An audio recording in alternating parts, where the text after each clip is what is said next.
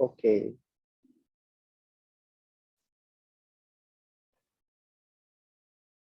Ini yang share screen dari kalian.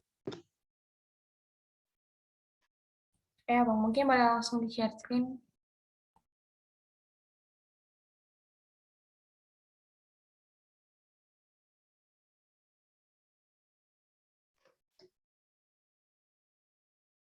Oke, shalom teman-teman semuanya. Sebelumnya perkenalkan, nama gue Sebastian, gue dari angkatan 2019, dan gue adalah mahasiswa dengan program khususan ekonomi. Itu boleh di next. Kita langsung masuk aja ke materinya ya. Nah, di materi yang pertama yang kita belajar pada kali ini, kita akan pertama mempelajari dulu gitu apa sih pengertian dari yang namanya hukum perdata. Gue udah milih dari 3 ahli. Ntar gue akan coba bedah dan gue akan coba kritisis masing-masing dari pendapat ahli tersebut. Yang pertama kita ada dari Prof. Subakti. Ini adalah Prof yang karyanya digunakan sebagai dasar hukum ataupun dasar pembelajaran oleh dosen-dosen di Universitas Pajajaran. Prof. Subakti menyatakan bahwa hukum perdata merupakan semua hukum privat material berupa segala hukum dari Prof. Sudikno. Hukum perdata yaitu keseluruhan peraturan mempelajari tentang hubungan antara orang yang satu dengan orang lainnya, baik meliputi hubungan keluarga dan pergaulan masyarakat. Dan yang ketiga dari Sri Sudewi, hukum perdata diartikan sebagai hukum yang mengatur kepentingan warga negara persoalan lain yang satu dan persoalan lainnya. Nah, kalau dari Prof. Subakti kita lihat ya, di situ hukum perdata itu definisinya dibatasi hanya sampai hukum privat material, itu yang berupa mengatur segala hukum pokok mengatur kepentingan perseorangan. Nah, pada perkembangannya dan lain praktiknya, hukum perdata itu tidak hanya terbatas terhadap hukum material, itu juga meliputi hukum formilnya. Nanti kita akan belajar di slide berikutnya. Dan mengatur kepentingan itu tidak hanya untuk kepentingan perseorangan, ya, dan namun juga kalau yang bisa kepentingan seperti badan hukum, itu baik badan hukum privat maupun badan hukum publik yang menjadi badan hukum privat, seperti itu. Itu dari kalau kita kritisi dari pendapatnya Prof. Subakti. Kemudian yang kedua dari Prof. Sudikno, di sini kita lihat bahwa hukum perdata ini keseluruhan peraturan yang mempelajari tentang hubungan antara orang dengan satu dan lainnya. Gitu. Nah, sama yang Prof. Subakti di sini definisinya masih belum mengatur tentang hukum perdata dalam aspeknya badan hukum. Kemudian juga baik meliputi hubungan keluarga dan pergaulan masyarakat. Nah, di sini kita juga lihat badan hukum belum diakomodasi. Dari yang kemudian kita berpindah ke definisinya Sri Sudewi. Di sini hukum perdata itu diartikan sebagai hukum yang mengatur kepentingan warga negara perseorangan yang satu dan perseorangan yang lainnya. Gitu. Nah, pada perkembangannya seperti yang tadi juga, hukum perdata ini tidak hanya mengatur untuk kepentingan perseorangan, ya artinya perseorangan dalam konteks individu dan perseorangan dalam konteks menjadi sebuah natural person, ya gitu ya, hanya orangnya aja itu tidak mewakili ataupun bergerak atas nama badan hukum. Gitu. Jadi kalau hukum perdata itu kalau misalkan definisinya sekarang itu bisa kita pahami sebagai keseluruhan hukum privat material serta hukum privat formil yang mengatur untuk kepentingan orang dan orang, misalnya orang ke orang ke badan hukum dan ke badan hukum, seperti itu. Gitu. Mungkin boleh di next slide berikutnya.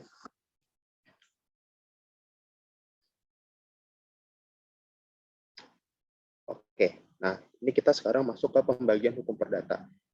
Perlu gue tegaskan di sini, ini adalah hukum perdata di Indonesia ya. Nah, hukum perdata itu dibagi menjadi dua, yaitu hukum perdata material dan hukum perdata formil tadi yang sudah kita sudah aku paparkan tadi. Nah, hukum perdata material itu apa sih? Nah, secara singkatnya, hukum perdata material itu adalah dasar-dasar hukum, aturan-peraturan tentang hal-hal yang sifatnya keperdataan.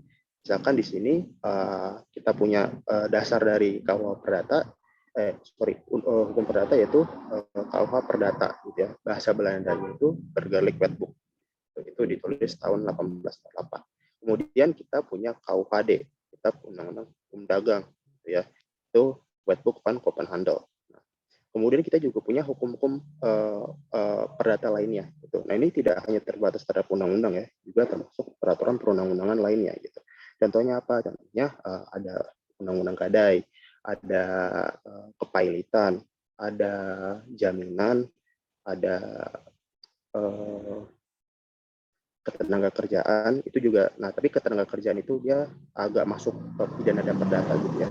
Sama misalkan yang kalau selain undang-undang kita punya ada SEOJK, ada SE Menteri Keuangan, ada SE Menteri Perdagangan dan lain-lain. Nah kita sekarang tunggu ya, kita di hukum perdata formil itu adalah bagaimana beracaranya gitu.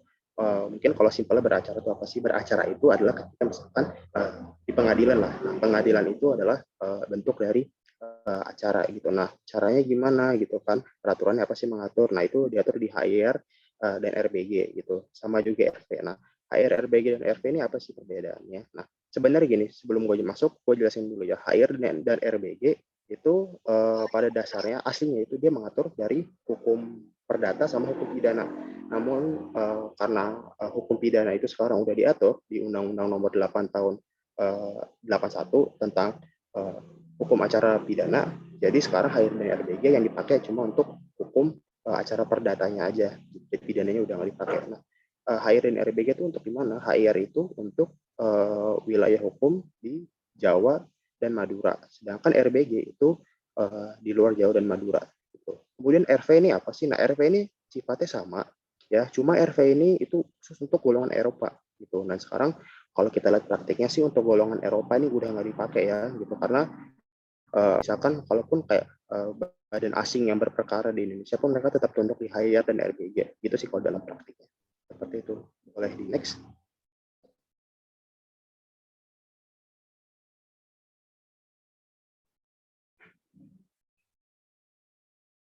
Oke, sekarang kita masuk di hukum perdata dalam arti luas dan arti sempit. Nah, kalau misalkan kita ngomong hukum perdata dalam arti yang luas, ya, hukum perdata dalam arti luas itu kita hanya batasi.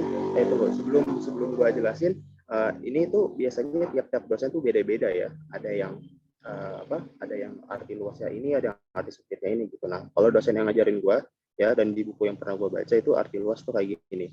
Hukum pada dasarnya, kalau hukum perdata arti luas yaitu hanya hukum perdata yang terbatas terhadap KUH perdata aja gitu loh. Ya kan, karena kan kalau dulu itu kan sumber hukumnya cuma KUH perdata aja gitu kan. Misalkan kalian bahas tentang waris, kalian bahas tentang gadai, kalian bahas tentang hipotek ya kan. Kalian bahas tentang misalkan alat-alat bukti itu semua terbatas di KUH perdata aja gitu kan. Kalian mau berdagang dan lain-lain ya kan, punya perusahaan, itu semua diatur di KUH perdata. Namun sekarang itu udah nggak gitu lagi, banyak yang kemudian kita ada untuk dalam arti sempit. Nah, dalam arti sempit itu hukum perdata itu tidak hanya dari KUH perdata gitu. Nah, ada juga KUH dagang gitu kan, peraturan perundangan terkait lainnya. Nah, peraturan perundangan itu maksudnya bukan undang-undang aja ya, itu juga termasuk juga dasar-dasar hukum lainnya. Kayak misalkan tadi ada surat edaran OJK, surat edaran BI, ada misalkan peraturan menteri ya kan, ada Perpu, ada PP dan lain-lain gitu. Nah,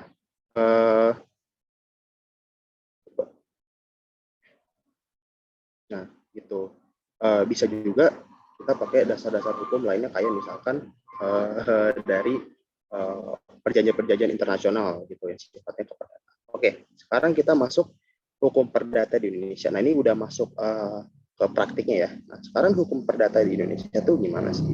Ini yang pertama tadi yang udah kita baca, ada pertama hukum perdata materialnya, itu kan alias aturan dan peraturan tentang hukum perdata gitu kan, cara menjalankan hukum perdata. Itu ada di KUH Perdata, ada di KUH Dagang, ada. Nah, ini contoh-contoh dari peraturan perundangan ya, bukan cuma dua ini doang tapi banyak.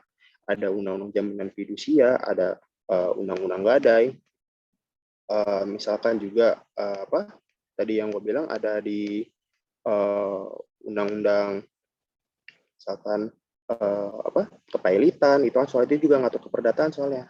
Undang-undang arbitrase dan alternatif penyelesaian sengketa, undang-undang undang-undang pajak ada sebagian tentang keperdataan dan undang-undang lainnya lah itu banyak banget. Kemudian HR dan RBG. Nah, RV juga, RV sih udah nggak dipakai ya setahu gua. Nah, RBG ini adalah hukum acaranya. Gitu. Jadi kalau kalian mau beracara, mau menggugat orang, ya kan, tahu proses-prosesnya gimana, aturannya bagaimana, ya kan, hak-haknya apa aja, ya kan, prosesinya bagaimana, itu ada di HIR dan RBG. Itu HIR itu untuk di Jawa dan Madura, RBG itu untuk di luar Jawa dan di luar Madura. Nah, penyelesaian sengketa. Oke. Nah, penyelesaian sengketa apa sih? Nah, penyelesaian sengketa itu pada dasar adalah permasalahan perdata. Contohnya apa? Misalkan sengketa tanah gitu kan, tanahnya itu misalkan diperebutkan gitu kan, misalkan tanah X ya kan, ada dua orang gitu kan yang memperebutkan, misalkan si A ngakunya ini tanah dia gitu kan, tapi si B juga ngaku ini tanah dia gitu kan, dan misalkan pada kenyataannya tanah ini misalkan surat-suratnya tuh belum sampai tingkat SHM gitu kan, belum sampai sertifikat milik gitu kan, misalkan masih tanah adat lah gitu kan, belum diatur kesuratannya, belum ada di BPN dan sebagainya. Nah, itu masuk ke penyelesaian sengketa gitu. Nah, penyelesaian sengketa itu dibagi menjadi dua di Indonesia. Ada yang lewat litigasi dan ada yang non litigasi. Nah, kalau litigasi itu apa sih? Litigasi itu pada dasarnya itu adalah kalian beracara di pengadilan. Gitu. Simpelnya gitu aja. Litigasi itu adalah berperkara di pengadilan atau beracara di pengadilan. Nah, kemudian yang non litigasi itu apa? Yang non litigasi itu adalah penyelesaian sengketa di luar pengadilan.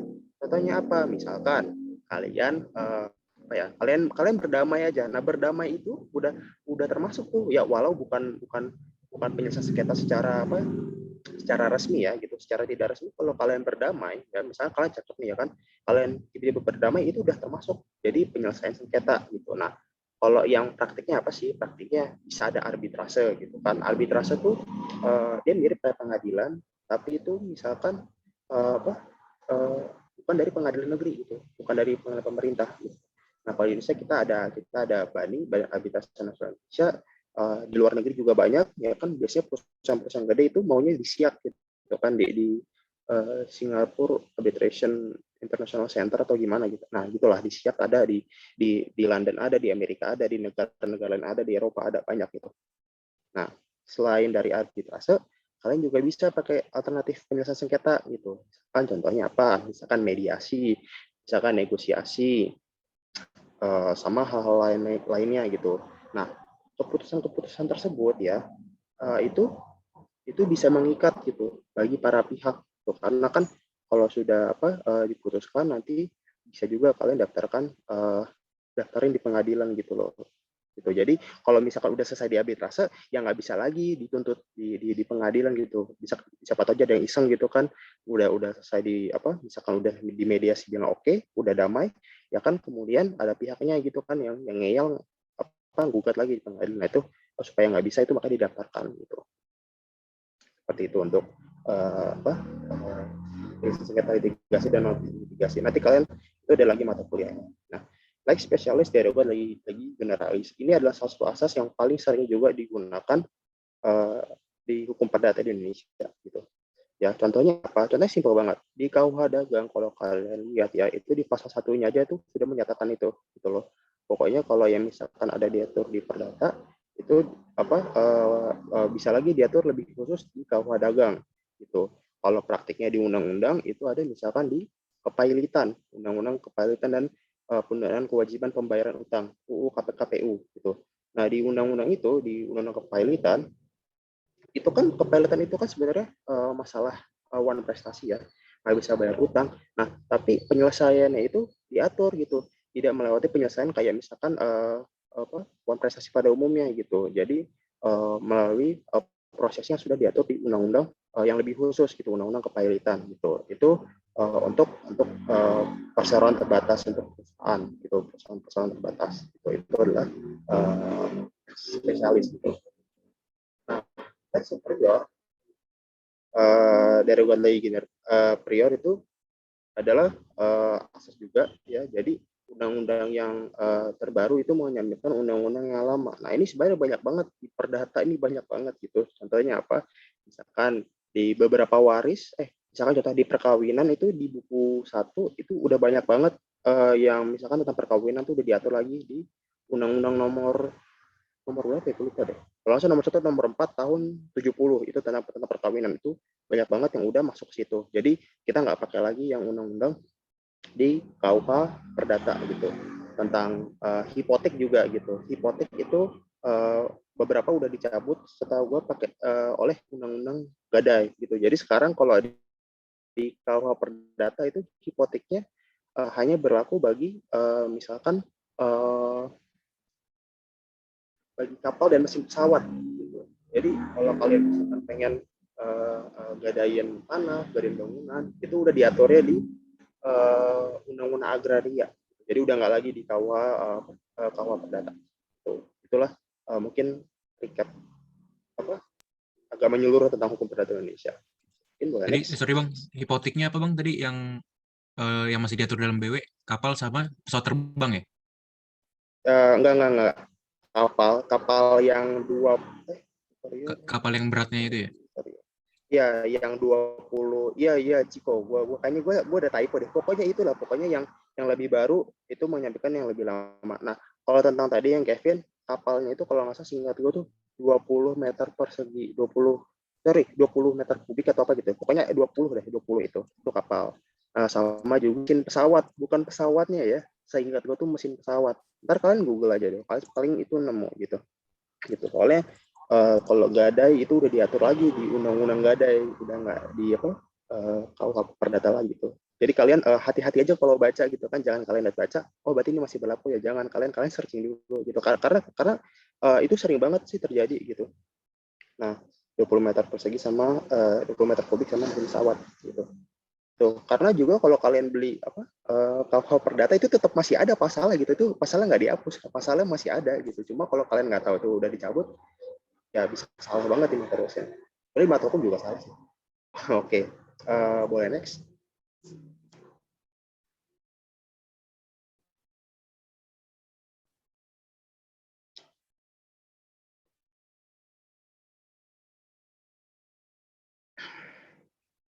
Oke, sekarang kita masuk di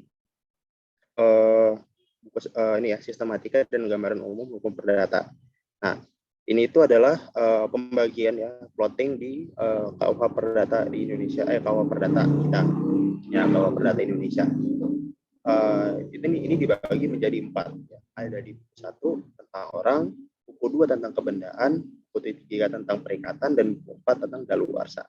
Oke, dari buku 1. Nah, buku 1 ini tentang orang. Tuh, nah, tentang orang ini itu pada umumnya pada garis besarnya kalau kalian lihat itu mengatur antara perkawinan gitu, perkawinan di Indonesia gitu, perkawinan di Indonesia, tentang kewarganegaraan, tentang pemisahan harta benda, tentang perkawinan, tentang waris, tentang hal-hal apa yang bisa dilakukan oleh orang tua gitu kan. Nah, ini itu ada gitu di KUH Perdata. Cuma ini setahu gue tuh udah banyak banget yang udah nggak kita pakai lagi di KUH Perdata. Ini udah diatur di Undang-Undang Perkawinan gitu. Setahu gue udah diperbaharui juga sih Undang-Undang Perkawinan. Yang kalau yang pertama itu di tahun 70 gitu. Jadi kalian kalau misalkan pengen misalkan pakai dasar hukum ini, coba cek aja gitu di Undang-Undang Perkawinan, udah dicabut belum sih, udah diganti belum sih gitu. Itu untuk tentang buku 1. Nah, di buku 2 tentang kebendaan. Nah, di tentang kebendaan ini itu mengatur tentang contohnya kayak misalkan hak milik gitu. Nah, di sini juga dijelaskan apa sih definisi hak milik tersebut gitu kan. Apa aja sih yang bisa kita lakukan dengan hak milik tersebut. Gitu. Kalau di buku 2 ya, salah satunya tuh misalkan ada hak guna usaha, ada hak pakai hasil ya kan. Ada hak mendiami dan sebagainya. Nah, itu kan tentang tanah gitu kan. Nah, tentang tanah ya kan. Itu kalau nggak salah bentar gue lihat itu di bab 7 sampai bab 9. Nah, itu saya ingat gue itu udah dicabut, itu udah diganti di Undang-Undang nomor 4 tahun 60.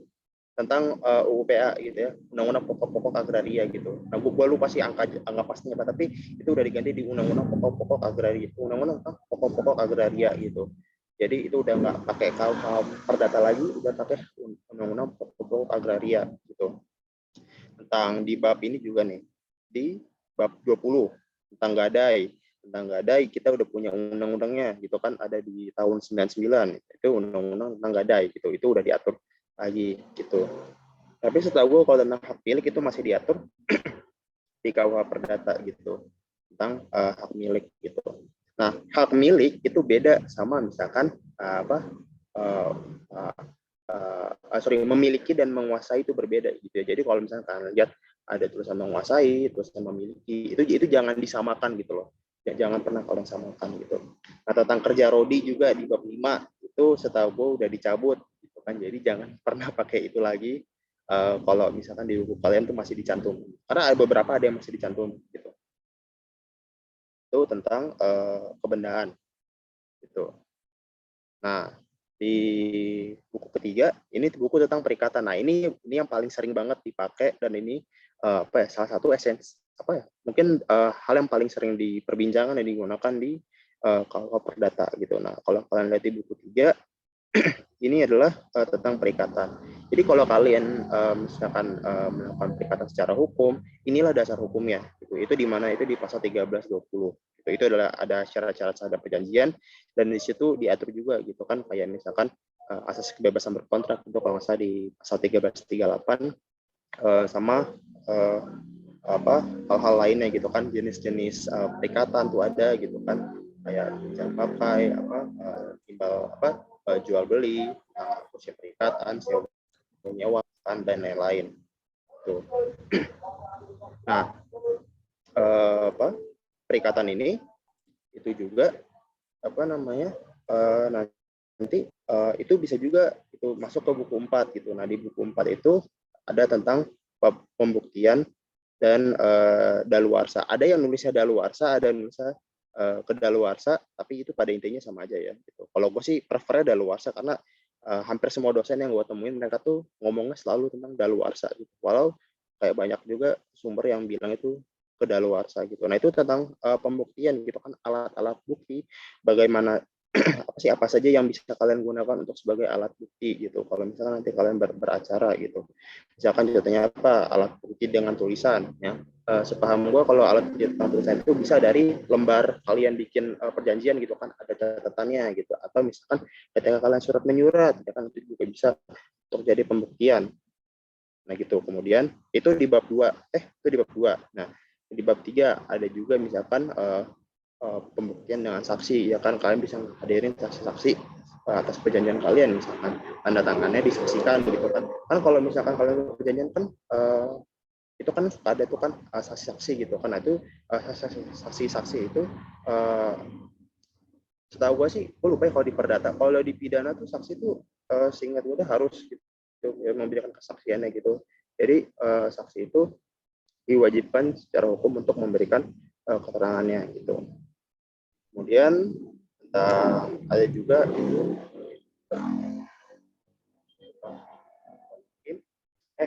supaya di hadapan hakim, supaya di hadapan hakim. Jadi ketika misalkan saksi itu memberikan keterangan, ya dia harus memberikan keterangan sejujurnya. Gitu. Kalau dalam praktiknya bersumpahnya ya atas agama masing-masing gitu. Itu diatur sih di setahu gue sih eksak untuk pelaksanaan sumpahnya itu udah diatur di undang-undang yang lebih baru gitu. Nah, kalau buku 4 sih ini sebenarnya kalau gue pribadi, gue jarang banget diajarin sama dosen tentang buku 4.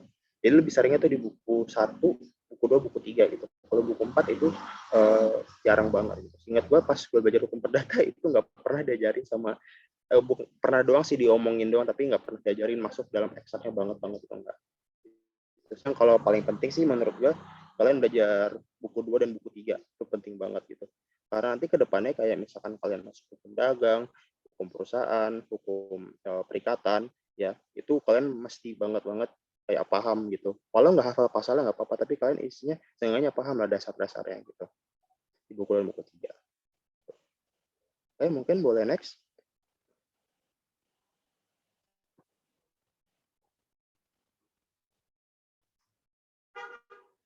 Oke, itu udah masuk sesi tanya jawab. Mungkin ada yang mau tanya jawab? Ada yang mau nanya, ada yang mau nanya-nanya, boleh. Abang kakak, teman-teman yang mau nanya-nanya. Bang Evan katanya tadi mau nanya. Nanya apa? Ya nggak tahu, tadi kan mau nanya. Atau Kevin mau nanya, Kevin. Dulu dosen perdata lu Oke. siapa? Oh, Sebenarnya tadi karena agak cepet ya, jadi aku bingung mau nanyanya apa. Oh, sorry. Coba, Apa sorry apa? Bang, yang bagian sistematika itu, kalau boleh tahu apa aja tadi Bang? Ulang Bang, kayak orangan, perkawinan, Boleh waris, back. orang. Terus, Boleh di back ya. maksudku kayak biasanya yang Oh, dosen bilang, yang biasa dosen sering gitu. concern yang diganti itu loh. Yang kayak, kan kalau misalnya dari Oh, buku satu kan sering banget tuh, dosen perdata bilang udah diganti yang perihal perkawinan yang gitu-gitu kan, usia usia dewasa, perkawinan, kalau kebendaan, perikatan dan lain-lainnya Bang gimana Bang? Eh, nah kalau ngelek ya? oke, berarti Sorry Bang, nanyanya yang di ngelek ya? tentang buku. Ya, Sistematikanya Bang, iya. Apa yang udah diganti dan yang belumnya gitu Bang, biar aku catat gitu. oke. Ini seingat gue ya, gitu. Ini seingat gue dan mohon maaf kalau misalnya ada salah. Jadi yang udah diganti, bentar gue buka dulu. Nah, oke. Yang udah diganti itu, yang udah pertama ya setahu gue kerja Rodi itu udah dihapus. Itu bab 5, buku 2 bab 5 itu udah dihapus kerja Rodi. Semua tentang pertanahan di bab 2 itu udah di Undang-Undang Pokok-Pokok Agraria gitu, Undang-Undang tentang tanah gitu. Contohnya hak numpang karang itu bab 6, hak guna usaha bab 7, bunga tanah bab 9, hak pakai hasil itu HGU ya sebenarnya sekarang itu bab 10, hak pakai, hak mendiami bab 11, pewarisan karena kematian itu setahu gue udah dihukum waris deh. Tunggu, singkat coba ya. Itu setahu gue udah ada di hukum waris gitu. Nah, hukum waris juga kalau misalkan yang Islam itu pakainya kompilasi hukum Islam gitu. Kalau kita yang non Muslim itu pakainya baru di hukum perdata gitu. Itu juga Dua perlu Bang, kalian. kebendaan ya? Apa? Waris ya? Iya, Kebendaan ya? ya waris. Ya, itu Jadi itu kalau setahu gue misalnya ya. waris itu pakainya kompilasi hukum, nah itu yang aku agak bingung ya Bang. Kalau misalnya waris, kalau dalam perdata katanya kan dia pembagiannya kalau perdata sama sama ininya haknya apa kayak besarannya juga sama per satu per ada berapa gitu kan tergantung anak sama istrinya. Nah kalau misalnya perdata ini dengan masuk kompilasi dan itu bisa dijelasin dikit-dikit nggak Bang, tipis-tipis Bang, tentang waris ini Bang? Oke, Sama ada nggak berarti hubungannya waris dengan pendewasaan Bang? Emang ada ya hubungannya Bang? Kan pendewasaan di perdata kan ada tuh Bang. Kebetulan aku dapat tugas itu oke. Bang, pendewasaan. Oke, pertama gue coba jawab dulu ya dari yang kompilasi hukum Islam. Nah, kalau sepemahaman gue ya, kalau untuk saudara-saudari kita yang beragama Islam itu wajib bagi mereka untuk pakai kompilasi hukum Islam gitu. Walau semuanya setuju dibagi pakai hukum perdata gitu. Kenapa? Ya karena setahu gue peraturan perundangannya begitu gitu. Itu setahu gue dibaginya itu kalau misalkan sengketa ya. Nah, kan dasar hukumnya kan untuk kalau misalkan sengketa. Nah, kalau misalkan kalian sengketa ada yang Islam bersengketa tentang waris itu bisa dibawa ke pengadilan. Gue lupa deh, kalau nggak salah pengadilan agama sih yang berhak untuk menentukan perkaranya itu. Gitu. Jadi dasar hukum yang dipakai itu adalah kompilasi hukum Islam gitu. Jujur pribadi gue nggak tahu pasti ya, misalkan kayak pembagiannya berapa sih, tapi setahu gue tuh ada beda. Perempuan dan wanita tuh ada bedanya gitu. Jadi kayak setahu gue perempuan tuh bisa dapat apa atau berapa dan laki-laki tuh dapat apa atau berapa. Dan kalau di hukum Islam itu uh, anak-anak yang anak biologis yang murtad yang keluar dari Islam itu nggak dapat, uh, anak angkat itu nggak dapat. Jadi kalau misalkan orang tua, tapi itu bisa di apa? Bisa di apa ya? Kalau gue depan sih kasar banget, tapi itu bisa apa ya? Bisa diatasi melalui uh, hibah terlebih dahulu gitu. Jadi misalkan sebelum meninggal antara anak yang udah pindah agama atau misalkan anak gue lupa anak angkat gue lupa deh. Tapi kalau yang gue yakin anak pindah agama itu nggak dapat gitu. kalau ngomong waris gitu. Jadi kalau misalkan kalian pengen coba dapetin warisnya itu bisa misalkan si bapaknya ini pengen ngasih waris ke anaknya ini yang udah pindah agama itu bisa pakai sistem hibah gitu. Dan itu setahu gue tuh nggak masalah dan itu sering banget terjadi gitu. Sebelum misalkan meninggal itu bisa pakai wasiat setahu gue gitu. Itu udah di kompilasi hukum Islam itu tentang waris gitu. Soalnya juga kompilasi hukum Islam kan dibuat setelah adanya BW kan gitu. Itu buatan pemerintah Indonesia deh setahu gue waktu itu. Itu tentang kompilasi hukum Islam. Tadi pertanyaan apa lagi Kev setelah itu Kev? Pendewasaan apa tadi? Sorry. Itu Bang, kebetulan kan ada kayak istilah pendewasaan dalam dalam yang perdata. Nah, pendewasaan itu kan kayak memberikan hak yang kepada anak yang belum dewasa dapat bertindak dengan hak-hak orang dewasa. Nah, itu kan dibagi dua kan. Ada pendewasaan seluruhnya, terus kayak ada sebagian. Nah, kan kalau yang sebagian kan 18 tahun. Kalau misalnya yang seutuhnya itu yang sempurna itu kan 20 tahun. Nah, pertanyaanku kayak kenapa dosenku dia bilang ada keterkaitan antara antara pendewasaan dengan warisan gitu. Padahal hak-hak yang diterima dari hukum yang udah dewasa itu kayak pendewasaan terbatas itu nggak ada salah satunya nggak ada hak untuk menerima warisan gitu loh. Nah, sedangkan kalau misalnya definisi yang hak sempurna itu dia akan bisa bertindak sepenuhnya seperti orang dewasa gitu.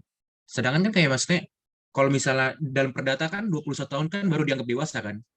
Kalau misalnya secara umum 21 tahun dianggap dewasa. Nah, kalau misalnya waris itu kan sebelum dia umur setahu kayak Bang, sebelum umur 18 tahun kan hartanya itu kan dikelola sama wali kan. Antara umur berapa tahun lah, intinya 18 tahun sebelum 21 tahun. Nah, setelah udah 18 tahun dia baru bisa mengelola hartanya sendiri. Nah, terus gunanya pendewasaan itu apa Bang? Padahal kan pendewasaan untuk 18 tahun dia nggak ada hak ngapa-ngapain tentang waris. Yang untuk hak yang 20 tahun pendewasaan secara penuh itu udah terlanjur udah bisa hak warisnya udah turun di pas 18 tahun. Jadi ngapain lagi ada pendewasaan gitu. Itu aja sih Bang yang gue pengen bingung Bang. Pendewasaan Oke. dengan waris. Nggak apa-apa. Sebelumnya gue kalau tentang pendewasaan waris itu dosen gue nggak begitu ngejelasin ya tentang ini. Tapi ya dari yang gue temuin nih ada di website. Pada dasarnya sih kalau misalkan pendewasaan pendewasaan dari yang terbatas itu setahu gue tuh bedanya gini. Kalau misalkan dia tuh menerima waris yang sifatnya untuk subjek hukum yang udah bisa menerima hal-hal yang diwariskan gitu. Contohnya kayak apa? Di sini gue lihat ada misalkan penguasaan atas tanah gitu kan. Kan kalau misalkan belum dewasa kan setahu gue tuh belum bisa kalian punya tanah atas nama misalkan orang yang baru umur 7 tahun, orang umur 8 tahun. Gitu sih kalau menurut gue ya gitu. Dan setahu gue sih kalau dalam praktiknya ya kalau misalkan belum dewasa sih nggak ada masalah sih gitu. Maksudnya tetap hak-hak warisnya itu turun ke wali dia gitu loh. Tapi sini kayaknya cuma masalah masalah di jurus sih gitu. Karena kan de facto-nya itu setahu gue sih gue belum pernah ya nemuin kasus yang masalah tentang pendewasaan sempurna ini gitu loh. Dan mungkin jadi ini kan concern-nya di umur ya gitu. Nah, sebenarnya pertanyaan dari Kevin ini menarik juga gitu. Kenapa? Karena ini bikin gue jadi ingat pertanyaan dosen gitu kan. Apakah anak yang dalam kandungan itu juga berhak atas waris? Gitu. Apakah anak yang dalam kandungan itu juga berhak atas waris? Apakah dia dapat bagian waris? Gitu. Nah, mungkin gue juga sekalian ngasih tahu aja. Jadi kalau misalkan anak-anak yang dalam kandungan, setahu gue tuh kalau nggak salah tuh itu didefinisiin dulu sama si dokternya gitu kan, apakah misalkan si bayinya ini udah ada atau belum gitu. Karena kan setahu gue kalau di medis itu kan ada kan definisinya gitu kan kayak misalkan dari kalau nggak salah titiknya tuh di detak jantungnya gitu. Kalau misalkan anak yang dalam kandungan kalau dia udah ada detak jantung dia udah berhak untuk mendapatkan bagian waris gitu. Karena kan waris kan dibagi gitu kan. Dan kalau Soalnya dibilang ada ini kan seorang anak sejak janin kan dibilang bahasanya kan. Kalau janin kan udah baru ada ya detak jantung. betul itu dia. semenjak ada janin, dia di situ udah detak jantung, dia udah dinyatakan itu ada lah gitu. Walau ya pada kenyataannya kalau di sistem hukum Indonesia umur itu mulai ketika lahir gitu loh, bukan ketika dalam kandungan gitu. Jadi umur mulai ketika lahir. Tapi walaupun dia belum lahir, walaupun dia dalam kandungan, dia sudah memiliki hak-hak keperdataannya gitu. Salah satunya apa, yang menerima waris gitu. Ini masalah yang sangat sangat susah ya gitu. Dan juga untuk pendewasaan gue juga baru dengar lagi gitu. Jadi mungkin jawaban gue tadi kurang sempurna atau mungkin butuh referensi lagi gitu. Thank you Kevin, pertanyaannya bagus banget sampai gue nggak bisa jawab. Sama ini Bang, mungkin sama Boleh, mastiin boleh. tentang perihal waris ya Bang. Aku kan udah dicari juga di perdata gitu. Mungkin aku nggak nemu aja sih kayak sebenarnya apakah diatur dalam perdata ini kayak sebelum apa ya, kayak sebelum 18 tahun kayak persis tersirat 18 tahun baru bisa dikelola apa hak kepengelolaannya kan kayak dari wali baru bisa dialihkan ke si ahli waris gitu kan. Nah, itu apakah ada kayak umur pastinya atau kayak definisi aja kayak misal kan dikatakan dalam perdata kan dewasa 21 tahun atau enggak dalam UU perkawinan yang baru itu kan 19 tahun yang 2016. Nah, jadi sebenarnya pas setelah umur berapa seorang ahli waris bisa mengelola hartanya sendiri, Bang? Oke, ini pertanyaan yang cukup rumit juga gitu kan. Jadi bagaimana seseorang ya kan, di umur berapa sih seseorang dapat menguasai warisnya sendiri gitu, ya kan? Karena kalau di perdata bilangnya 21, di undang-undang perkawinan bilangnya 18 gitu kan. Nah, untuk jawaban pastinya ini gue belum pernah dengar dari dosen, gue belum pernah dengar penjelasan dari dosen, tapi setahu gue ya kalau misalkan untuk menguasai itu, setahu gue 18 tahun udah bisa gitu. Karena gini, misalkan tentang umur gitu kan, perikatan aja di undang-undang di 1320, kalaupun kalian belum cukup umur, itu tetap bisa buat perikatan gitu. Cuma perjanjiannya bisa dibatalkan gitu. Itu syarat subjektif gitu. Bisa dibatalkan oleh pengadilan gitu. Nah, tentang misalkan nguasain waris, misalkan misalkan gini, misalkan warisnya uang deh gitu. Kan anak kecil itu aja udah bisa punya kartu ATM gitu kan, kartu debit mereka udah bisa punya ya kan. Bisa aja misalkan uang itu dimasukin ke debit mereka, yang walau tetap harus ada walinya gitu kan. Kalau kartu anak kecil kan ada walinya gitu kan. Sama kalau misalkan untuk misalkan warisnya misalkan dalam bentuk kendaraan gitu kan, kendaraannya kan bisa langsung dibalik namakan gitu kan, walau misalkan belum 20, seingat gue ya, kendaraan itu bisa dibeli sebelum 21 tahun tuh. Jadi kalau untuk jawab pertanyaan Kevin, di umur berapa sih gitu? Menurut gua berdasarkan pengetahuan gua, ini bisa salah banget. Menurut gua sih 18 itu udah bisa menguasai secara penuh gitu. Ya kan?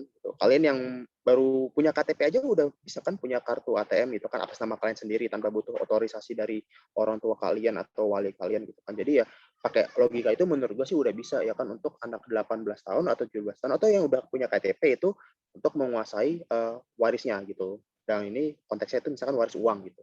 Itu sih menurut gue kayak. Thank you.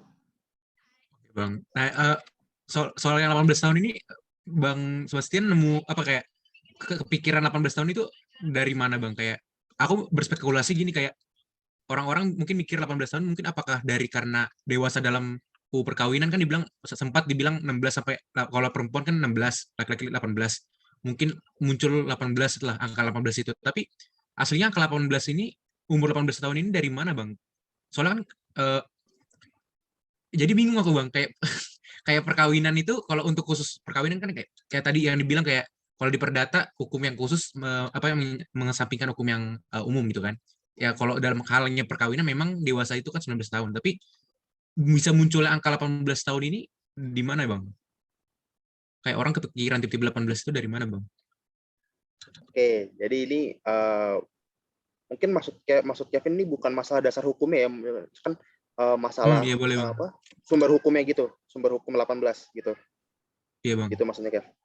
Nah, Iya Bang. setahu gua ya, kalau tentang dari mana sih muncul angka 18 ini? Setahu gue itu kalau nggak salah 18 tahun itu udah umur yang secara emosi, secara secara mental itu udah cukup umur gitu, ya kan? Misalkan kalau yang gue pernah pelajari itu di hukum, misalkan hukum tentang apa ya? Tentang lalu lintas deh, ya kan? Atau misalkan hukum tentang bikin SIM, gue lupa deh SIM itu diatur di mana. Kenapa ditulis 18 tahun ya kan? Walau misalkan kayak anak kecil bisa tuh ya kan nyetir motor ya kan. Kalau kalian lihat balapan ada anak-anak yang umur 10 tahun udah ikut balapan kejuaraan motor balap gitu kan. Kok harus dibikin di 18 tahun? Nah, salah satu jawabannya adalah 18 tahun itu setahu gue ya itu adalah umur yang udah sangat, bukan sangat sih ya, ya udah pas lah untuk kemampuan nalar mental secara mental, secara logika ya kan, secara perasaan untuk menentukan pilihan-pilihannya gitu. Misalkan aja contohnya gimana, misalkan gini, misalkan kalau misalkan anak 13 tahun gitu kan, dia dapat harta gitu kan, dapat warisan deh gitu kan. Kan kalau anak 13 tahun ini kan apa yang misalkan di pikiran mereka kan beda gitu kan sama misalkan anak yang 18 tahun gitu kan. Misalkan yang 18 tahun udah mikir nih ya kan, misalkan gue pengen duit hasil warisnya, pengen gue bikin bisnis gitu kan. Tapi kan kalau anak 13 tahun bisa aja ya kan dia mikir dapat duit warisan nih, habisin semuanya buat beli diamond gitu kan, buat beli game online gitu kan, bisa aja gitu kan. Nah itu setahu gue itu adalah salah satu, kalau secara filosofis itu tanggung jawab negara gitu loh, untuk tanda kutip melindungi masyarakatnya gitu kan. Karena kan kalaupun kita lihat kan kasihan gitu kan anak 13 tahun gitu kan, dia ngabisin duit harta waris orang tuanya untuk hal-hal yang pada dasarnya ya nggak penting, nggak esensial gitu kan gitu. Dan mungkin di kemudian hari dia menyesali atas egonya yang belum dewasa, mentalnya yang belum dewasa, logikanya yang juga belum mencapai dewasa. Jadi gitu sih analisis subjektif gue tentang misalkan kenapa harus di 18 tahun, kenapa harus di misalkan 21 tahun gitu. Ya. Oke Bang, makasih banyak Bang. Berarti emang nggak ada kan ya Bang, Masalah kayak mental. yang 18 tahun ahli waris tuh baru bisa dikelola sendiri tuh nggak ada tertuang jelas gitu ya Bang? Kalau yang gue tahu, yang gue pelajari dan gue dengar dari dosen itu belum ada gitu. Nah ya itu yang aku cari dari kemarin nggak ketemu Bang. Nah ini juga Bang, sorry guys, ada yang mau nanya lagi nggak? Mau nanya satu lagi. Gak apa-apa, nanya Tadi aja ya. perihal 1338 Bang. Nah 1338 entah mengapa Tunggu. orang-orang banyak bilang 1338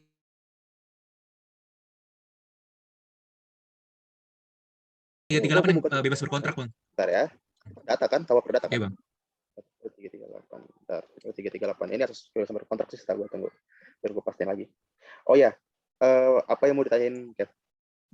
Nah ini emang sih ada kata-kata tentang intinya kan bebas untuk berkontrak gitu kan, karena ya dari kata-kata juga dijelas. Nah tapi kenapa selalu dikaitkan dengan asas kebebasan berkontrak? Bukannya ini lebih ke arah asas ini ya Bang, yang fakta sunt servanda itu ya Bang, yang katanya sebagai kayak mengikat pada yang membuatnya gitu Bang. Bukannya lebih ke arah asas mengikat ya?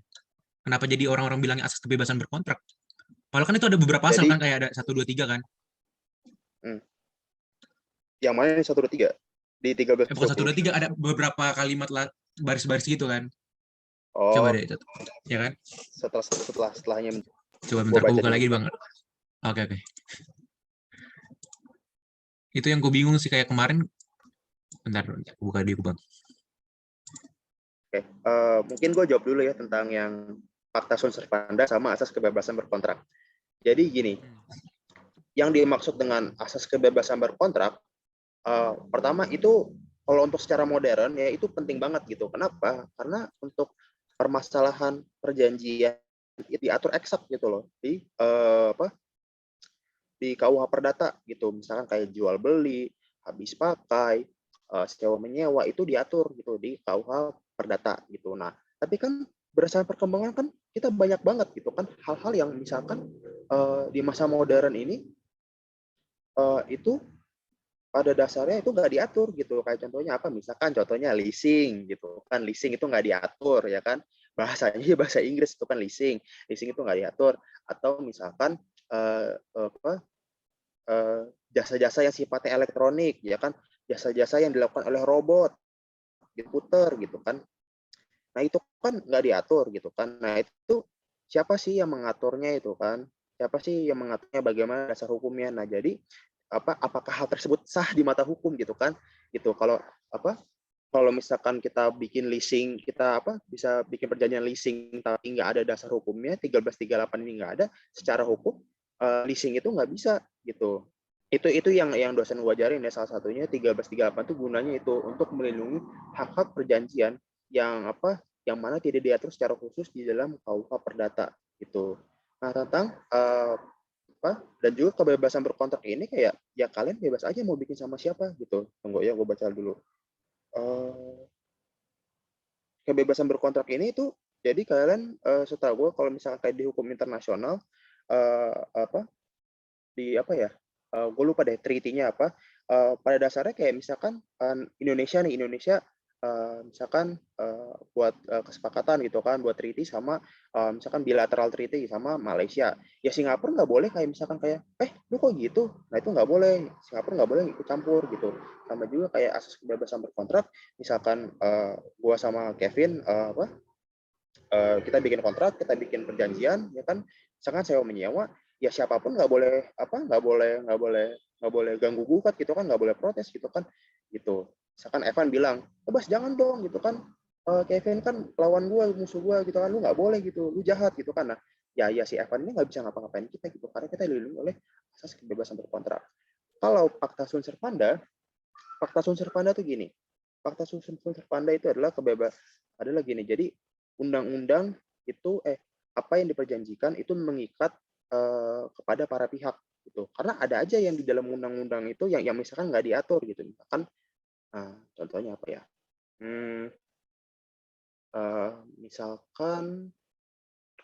Misalkan gini deh, misalkan contohnya misalkan kayak Kevin bilang misalkan gini, Kevin nawarin gue, Bas, sini gue jokiin deh, misalkan akun Mobile Legend lu gitu kan, itu kan sifatnya kan digital gitu kan, itu kan nggak diatur gitu kan, bendanya nggak ada, kita nggak bisa lihat gitu kan.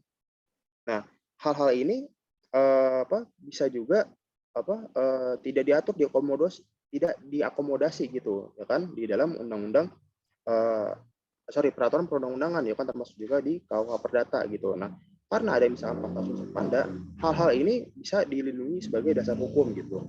Atau misalkan contohnya kalau praktiknya itu misalkan perjanjian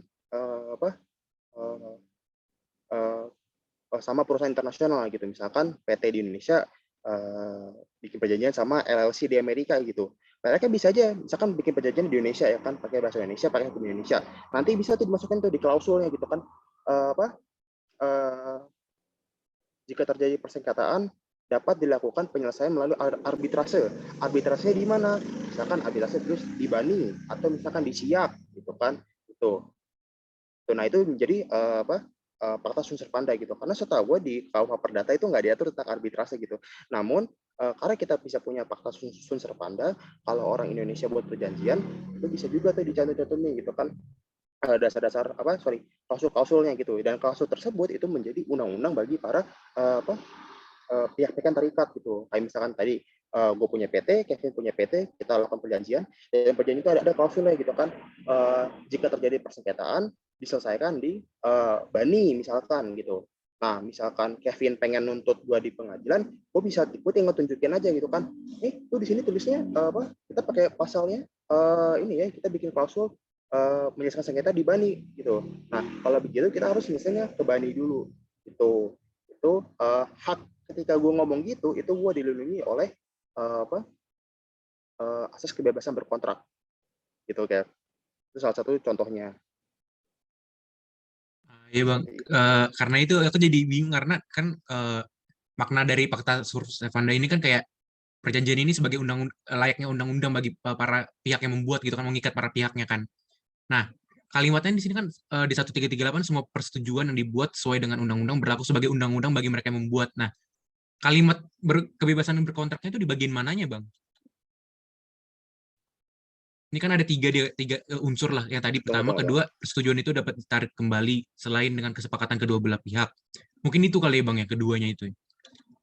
Dapat ditarik kembali, itu makanya dibilang kebebasan berkontrak. Sama terakhir yang itikat baik. Ada 3, makanya awalnya aku pikir ini ada 3 unsur sekaligus malah. Ada 3 asas sekaligus dalam pasal ini, Mang. Iya, iya sih gitu. Soalnya kalau gua lihat di ini ya, gua lihat di apa? Di hukum online sih ditulisnya asas kebebasan berkontrak di 338 ayat 1 gitu. Sedangkan di sini kalau gue lihat sih nggak ada ayatnya gitu. Ini kayak cuma satu gini aja. Tapi sih kalau menurut gue ya, kebebasan berkontrak ini itu sih menurut gue itu ada di aspek yang kalimat kedua sih. Persetujuan itu tidak dapat ditarik kembali dengan alasan kesepakatan oleh kedua belah pihak gitu. Menurut gue di situ. Tapi apapun itu apa ya? Asas itu kan sifatnya itu hanya kebiasaan gitu kan. Bukan sih. Asas ini kan apa ya? Turunannya dari apa? Munculnya dari si 1338 ini. Gitu sih menurut gue sih gitu. Jadi kalau secara kayak apa ya? De facto sih nggak terlalu penting juga sih menurut gue untuk kayak mastiin banget gitu kan kayak ini asasnya di mana sih gitu. Tapi yang perlu kayak kalau misalkan tanya ada nggak sih asas kebebasan berkontrak di Indonesia, jawabannya ada gitu sih kan. Oke Bang, makasih banyak Bang penjelasannya, mantap. Oke. Mungkin teman-teman yang lain ada yang bertanya selain Kevin? Izin bertanya Bang, apakah utang itu termasuk warisan? Oke, ini pertanyaan yang menarik. Simpelnya ya, gue lupa nih dasar hukumnya, ya. Tapi pada dasar utang termasuk warisan nggak sih?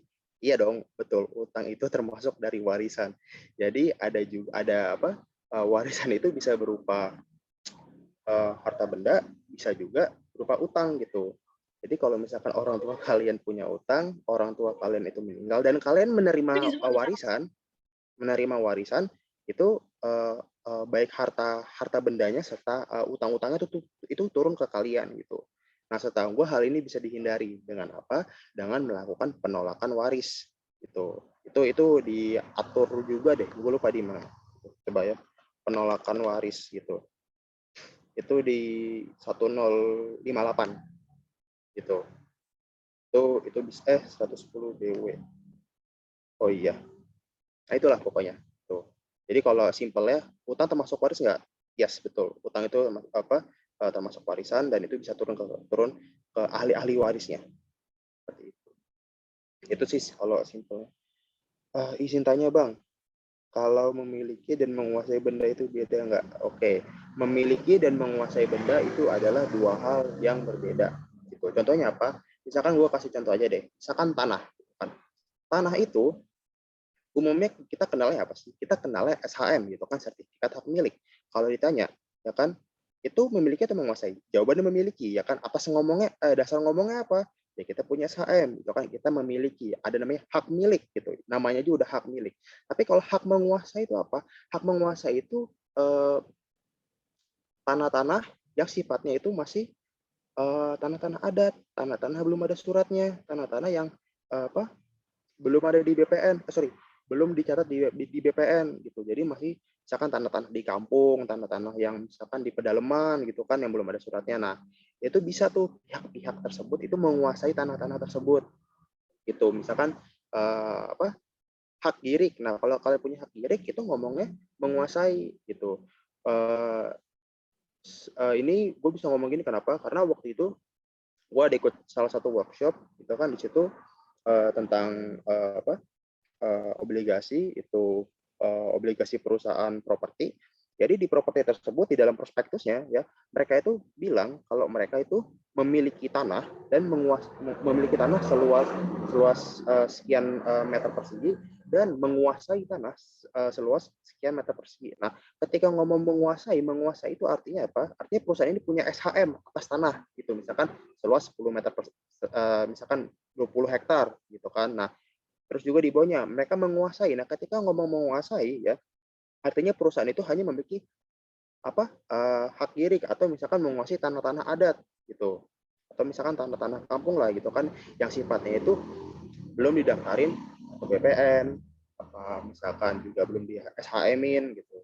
Nah, apakah hal ini itu melanggar hukum? Ya jawabannya enggak gitu. Karena kalau kalian lihat juga tanah-tanah itu misalkan yang masih apa ya di pedalaman lah ya di pedalaman di pedesaan itu masih banyak yang belum punya sertifikat sampai hak kepemilikan itu belum sampai sertifikat hak milik gitu. Jadi kalau misalkan secara hukum tanah tersebut dilihat sebagai tanah apa sih? Tanah tersebut Bang, please ulangin. Beda yang menguasai. Oke, oke. Bentar ya.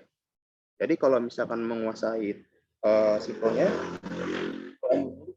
itu SHM ya gitu. SHM itu memiliki. Ini Evan, jangan offset dulu Pan, jangan offset dulu. Oke. Jadi kalau mau memiliki itu pada dasarnya SHM, tanah SHM gitu memiliki. Ini kalau kita tanah dulu ya. Tanah itu SHM itu memiliki, itu kan namanya juga sertifikat hak milik, kalian memiliki. Tapi kalau misalkan tanah yang sifatnya tanah girik atau tanah adat ya kan, atau misalkan simpelnya tanah-tanahnya di kampung ya kan, tanah-tanah yang belum ada surat-suratnya, tanah-tanah peninggalan, tanah-tanah misalkan yang belum ada surat-suratnya, itu disebutnya sebagai menguasai gitu. Itu disebutnya sebagai menguasai tanah. Walau kelihatannya kayak kita punya gitu. Kayak misalkan kalau misalkan di kampung deh, di kampung kan jual beli tanah dan bangunan itu kan mereka nggak pakai kalau misalkan belum berasa SHM ya kan, mereka paling cuma kayak bikin perjanjian aja gitu kan, tanah di sini berseberangan dengan ini ya kan, bentuknya ini milik siapa ya kan, dijual ke siapa dengan harga berapa, itu kan mereka tanda tangan aja gitu ya kan, bikin perjanjian di bawah tangan, tidak dimajuin ke notaris gitu. Nah itu kalau secara hukum kita bilang menguasai gitu. Tapi kalau misalkan ya tanah yang dikuasai tersebut nih, misalkan dia urus terus ya kan sampai misalkan dapat SHM, nah itu berarti dia berubah menjadi dari awalnya menguasai jadi memiliki. Itu kalau tanah. Kalau menguasai lainnya gimana? Misalkan menguasai dalam misalkan disita gitu kan, disita gitu. Misalkan contohnya gini. Kalau kalian lihat ya, ini salah satu contoh kasus realnya, mungkin kalian bisa lihat perusahaannya Tommy Soeharto itu PT Timor. Bentar ya, bentar. Gue jelasin dulu. Misalkan PT Timor itu kan setahu gue tuh kasus BLBI, karena pabrik-pabriknya itu milik PT Timor itu kan, baik tanah dan bangunan itu milik PT Timor. Nah, terus pemerintah datang kan, atas pemerintah itu diwakilkan oleh Satgas BLBI gitu. Nah, ketika Satgas BLBI datang itu kan dikasih pelang itu kan, dikuasai oleh negara gitu kan, secure Satgas BLBI gitu. Nah, ketika menguasai tanah dan bangunan tersebut, kalau secara hukum kita lihat masih belum punya BLBI, tapi tanah dan bangunan tersebut itu dikuasai gitu. Jadi kalau misalkan ada orang yang pengen masuk, orang yang pengen menggunakan, orang yang pengen menjual, ataupun orang yang pengen berurusan apapun dengan tanah tersebut, harus seizin dan sepengetahuan dari Satgas BLBI tersebut gitu. Itu ada di tentang SITA. Gitu. Gue baca gitu. Tapi kedua itu ada perbedaan hak atas tanahnya nggak, Bang? Oke, maksudnya kalau kayak SHM dan girik gitu ya? Ya. Ya. Iya bang. Sama ini bang, kalau tanah ulayat itu maksudnya ke yang mana, memiliki atau menguasai bang? Tanah ulayat sepaham itu tanah adat, bukan sih tanah ulayat? Gue jadi lupa. Bentar. Iya bang, ya, Ya, kayaknya ya nggak bentar. tercantum gitu kan, berarti menguasai ya. Nah, iya, tanah adat. Nah, ini juga ya kan, sepemahaman gue kalau jatuhnya tanah adat itu masih menguasai gitu. Karena pada dasarnya secara hukum kalau pengen ngomong memiliki itu kita pakai SHM sih gitu. Kalau SHM itu jelas gitu, misalkan batas tanahnya gimana, bentuk tanahnya gimana, sepanjang apa, koordinatnya itu di mana gitu. Kalau tanah adat kan kita nggak bisa tahu gitu, apakah misalkan 153,73 meter persegi, atau misalkan nanti tanahnya geser gitu kan, gitu, atau misalkan patok tanahnya geser gitu. Itu kita nggak bisa pernah tahu gitu. Jadi kalau misalkan menurut gue, ketika misalkan tanah adat itu menguasai gitu. Kalau tanah adat kan batasnya itu apa ya, mayoritas kita nggak bisa jelas gitu kan, gitu. Misalkan mereka tancap tiangnya kan bisa geser gitu kan. Kalau misalkan kayak tanah SHM, tanah-tanah misalkan di kota-kota itu kan jelas banget gitu kan, patok tanahnya di mana gitu kan, dindingnya nempel di mana gitu kan, patokannya di mana gitu kan, misalkan seluas apa gitu. Kalau tanah-tanah adat ulayat itu kan kalau dalam praktiknya ya, itu kalian nggak bisa bentar, kalian akan susah gitu untuk menentukan luas tanahnya seberapa gitu. Karena kalau misalkan kalian ngurus sampai SHM itu jelas banget gitu, kelihatan gitu, kayak misalkan dari garis ini ke sini itu berapa meter, beloknya berapa meter, ininya berapa meter gitu kan, sampai ke titik eksak koordinatnya itu berapa meter gitu. Itu setahu gue yang ngelaksanain itu ATR BPN, Agraria Tata Ruang dan Badan Pertanahan Nasional gitu. Itu sih. Jadi kalau menurut gue sih, kalau menurut subjektif gue itu nah itu juga dari apa yang dikatakan oleh Sarimah Jemimah gitu. Jadi kalau misalkan kayak belum diurus, statusnya juga misal, apalagi statusnya masih simpang siur gitu, menurut gue sih lebih pantasnya disebut menguasai aja. Gitu. Seperti itu. Kevin, thank you teman-teman. Nah, sistem terbuka, oke. Ini pertanyaan dari Olive Ozora. Izin bertanya Bang, apa sih yang dimaksud kalau buku 3 itu menganut sistem terbuka? Sistem terbuka itu tadi yang udah gue bilang ya kan. Jadi contohnya di asas kebebasan berkontrak gitu kan. Tadi yang kayak gue bilang, contohnya misalkan gue punya PT, terus PT di Indonesia ini kan, misalkan PT PMK gitu kan. Terus ada nih perusahaan di Amerika ya kan, misalkan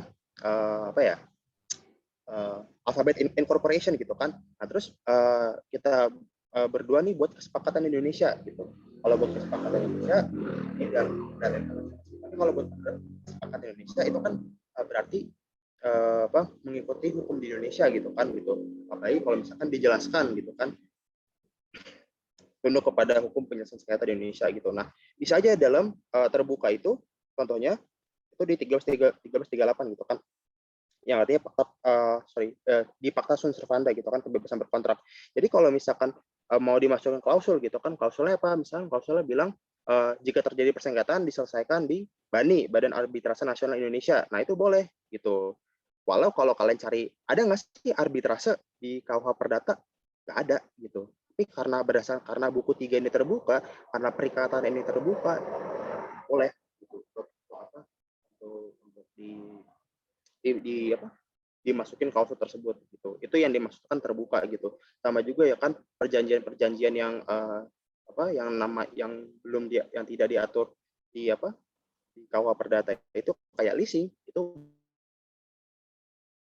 boleh dibuat gitu. Itu yang seingat gue yang dimaksud dengan buku 3 itu terbuka. Seperti itu. Oke.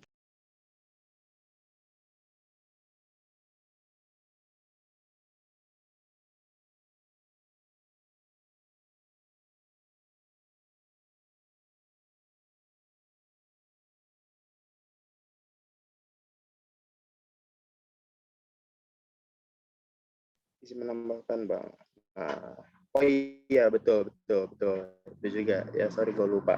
Jadi sifatnya itu tidak memaksa. Betul. Dalam Mages nggak belajar hukum perdata. Ada yang mau bertanya lagi? Abang kakak teman-teman semuanya? Ini ada hubungannya sama yang itu ya Bang. Kalau perdata isinya kan apa?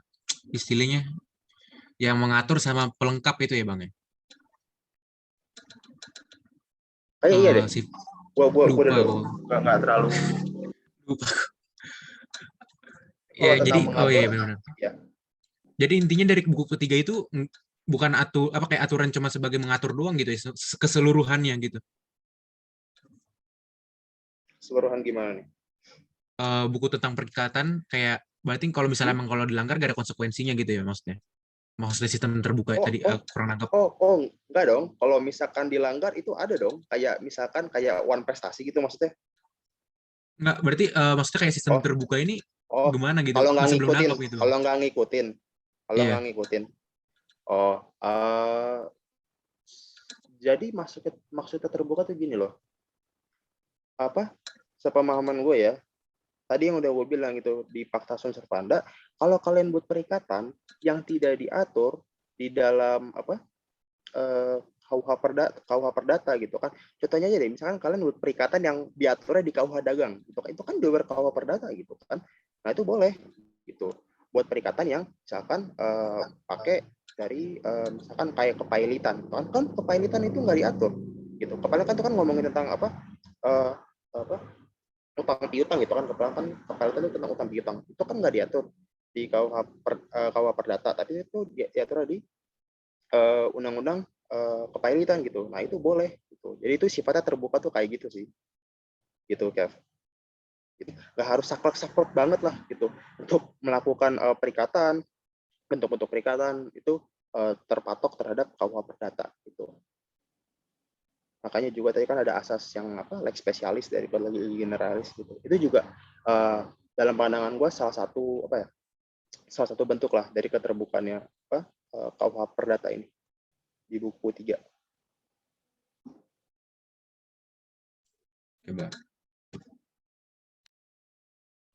Oke. Jadi emang ini ya guys, emang harus banyak baca, harus banyak belajar sih gitu. Ini aja pas gue mau ngajarin lagi nih, gue belajar dulu tadi, belajar singkat. Karena emang pada dasarnya perdata ini susah gampang kalau kata Bro Evan. Lek Bastian, aku mau nanya dong. Waduh, jangan dong Pak Hakim. Nggak gitu. Nggak gitu. Nggak gitu. Nggak, jadi Ngeri nih. ngomong-ngomong kebebasan berkontrak. Jadi kalau misalnya aku buat perjanjian sama Aman, isi perjanjiannya itu kita jumpa di Kamis malam jam 11 di depan rumah Epan buat membunuh Epan. Itu bisa nggak, Bang? Kan kebebasan berkontrak. Aduh. Ini namanya benar sih, nggak salah sih pertanyaannya. Tapi pertanyaannya nggak benar juga gitu, ya kan? Tapi nggak apa-apa lah, untuk mencerahkan Prof Pidana ini apa sih yang enggak untuk lele Eko ini. Jadi bisa nggak sih buat perjanjian untuk melakukan pembunuhan gitu? Ya.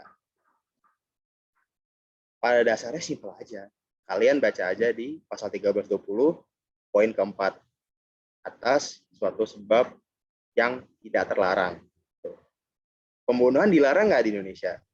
Pembunuhan dilarang di 338 KUH Pidana. Seingat gua 338 atau enggak 340 karena dia kan berencana.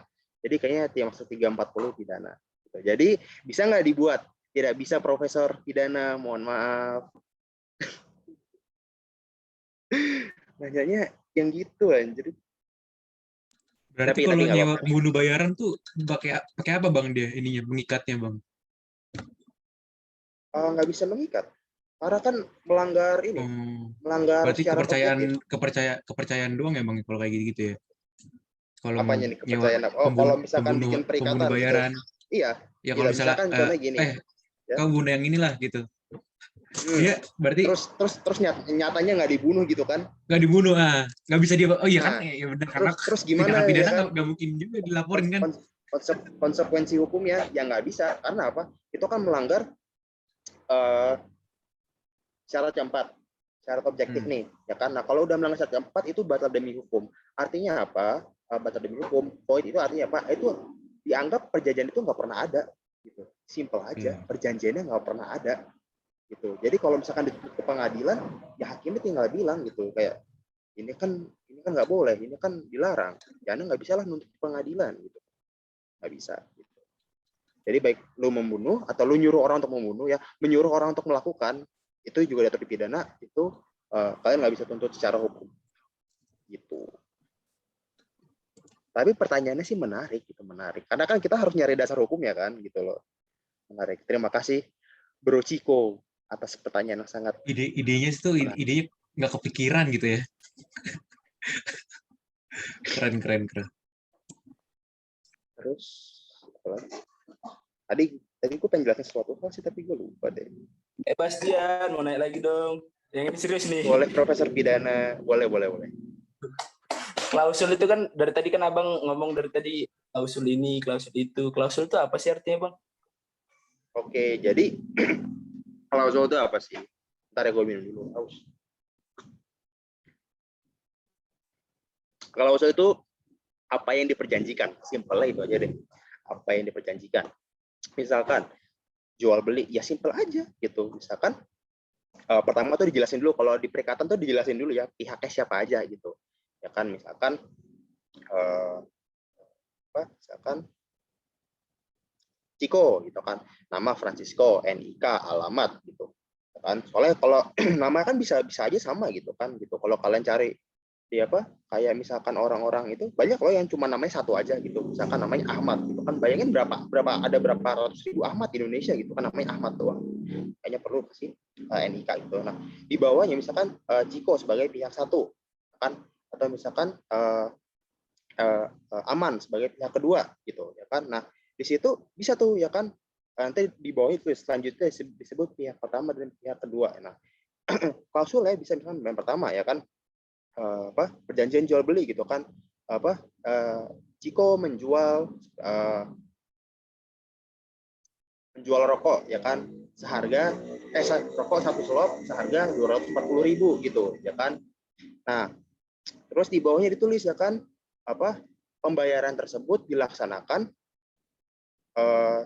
dalam 4 tahap gitu. Misalkan bulan pertama 30 hari setelah perjanjian ini dibuat gitu ya kan, tuh klausul kedua gitu, dibayarkan setiap 30 hari setelah perjanjian ini dibuat gitu. Itu klausul kedua. Klausul ketiga ini sebenarnya nggak harus wajib dicantumin sih ya, tapi nggak apa-apa kalau dicantumin.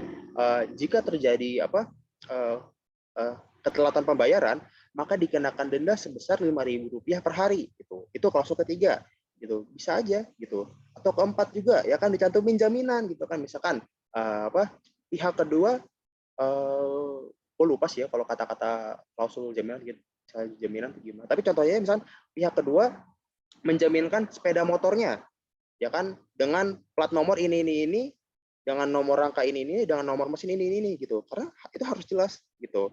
Itu termasuk klausul seperti itu gitu. Itu Leko Ciko gitu. Jadi klausul itu kalau kalian di perjanjian dijual beli banyak sih.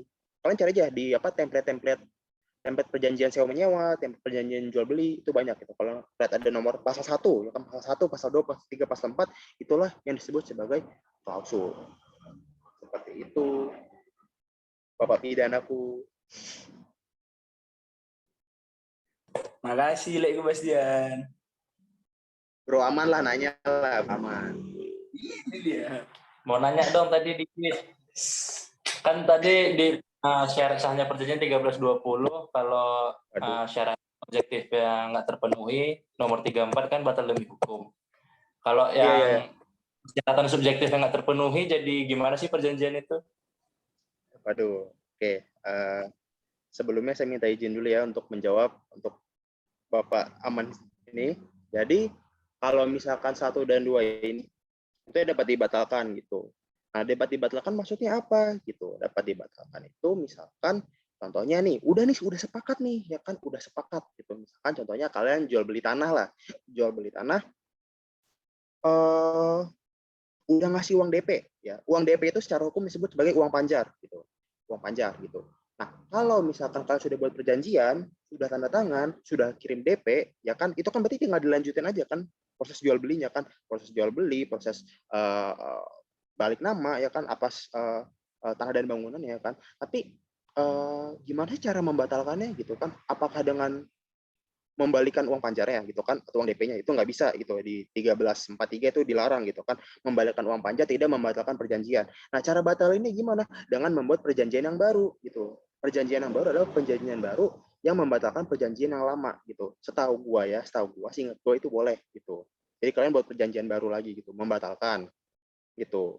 Atau misalkan ke pengadilan gitu, minta dibatalkan, itu juga bisa gitu. Itu dibatalkan gitu. Jadi dapat dibatalkan itu artinya itu misalkan di pasal yang di syarat pertama deh, adanya kesepakatan gitu. Misalkan udah nggak sepakat lagi ya kan, pengen dibubarin ya kan, dua pihaknya pengen dibubarin, bisa nggak? Bisa aja gitu. Membuat perjanjian, kalau teorinya ya, membuat perjanjian baru membatalkan perjanjian jual belinya ini gitu. Tapi kalau secara praktik sih nggak perlu banget buat perjanjian gitu. Cuma kalau pengen biar aman, biar ada dasar hukumnya, ya kan, biar nggak direcokin lagi ke depannya, kalian buat perjanjian aja gitu. Tadi ini kita ngomongin tentang apa ini maksud dengan dapat dibatalkan di syarat subjektif. Itu di nomor 1 dan nomor 2. Seperti itu. Oh, mau nanya Bang, Waduh, boleh. ini Tahu. dari tadi kan ada kayak istilah syarat subjektif, objektif. Nah itu bisa dijelasin nggak Bang? Kayak soalnya aku agak bingung sih, soalnya kayak setahu kan juga kayak tadi untuk perjanjian membatalkan perjanjian kan atas kesepakatan para pengikat yang diikat perjanjiannya juga gitu kan. Kalau misalnya membuat perjanjian untuk menghapus perjanjian yang sudah ada, kan bukannya jadi tetap aja harus yang perjanjian baru itu harus apa ya, yang mengadakan perjanjian baru ini juga orang yang mengikat di perjanjian sebelumnya gitu. Bukannya gitu Bang? Iya, Terus kayak betul. kalau misal kayak gitu ngapain bikin perjanjian baru Bang, kayak membatalkan aja Bang. Nggak bisa gitu Bang. Nah, Kayak ini gue lupa ya. Ada beberapa hal yang bisa apa mengakhiri atau memusnahkan suatu perjanjian gitu. Kayak contohnya kalau misalkan jual beli ya, kalau misalkan jual belinya sudah terjadi, perjanjiannya itu berakhir. Syarat M contoh-contoh untuk mengakhiri perjanjian gitu. Nah, setahu gua sih kalau misalkan salah satunya itu di dalamnya secara hukum, secara yuridis, secara de jure itu membuat dengan perjanjian baru gitu. Itu seingat gua ya gitu. Kalau gua salah mohon dikoreksi. Misalkan oh itu salah satu caranya berarti ya Bang ya. gitu. Meskipun kesepakatan para Untuk pihak tapi memusnahkan dibuat perjanjian. perjanjian baru lagi ya. Ya, coba ya. Kalau yang tadi Bang yang syarat itu Bang masih kurang ngerti yang secara kan tadi kan kayak sering disebut ke ini secara subjektifnya ya, secara objektif. Nah, itu maksudnya kayak mana Bang maksudnya? Perihal syarat Jadi objektif, gini, subjektif. ya. Oke. Syarat subjektif itu ini kita ngomong 1320 ya. Kan ada 4 syarat ya kan. Pertama itu lupa sih. Ada Sorry cakup Bang, hukum. 4 syarat perjanjian atau apa Bang? Ya, 4 syarat perjanjian. 1320 Kev. 1320. Oh, Yang iya pertama iya. itu kan kesepakatan. Lupa ya antara kesepakat. Pokoknya yang pertama yang kedua itu kesepakatan dan cukup umur. Pihaknya sepakat dan pihaknya cukup umur.